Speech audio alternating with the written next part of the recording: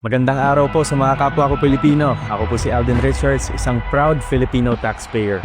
Ngayon pong panahon ng income tax filing, hinihikayat ko po ang lahat ng mga taxpayers natin na mag-file at magbayad po ng kanilang income taxes on or before April 15, 2026. Ang tamang pagbabayad po ng buwis ay mahalagang ambag natin sa patuloy na pag-unlad ng ating bansa para sa mas maayos na serbisyo publiko at mga programang makakatulong sa pag-angat ng bawat mamamayang Pilipino. Upang maiwasan po natin ang rush o penalties, syempre ayaw po natin yan, ay mag-file at magbayad po tayo ng maaga o sa takdang panahon. Para sa karagdagang impormasyon, bumisita lang po tayo sa website ng Bureau of Internal Revenue o sa pinakamalapit na BIR office sa inyong lugar. Ito po, paalala ko lamang po sa inyo, magbayad po tayo ng tamang buwis sa tamang oras para sa mas maunlad na Pilipinas.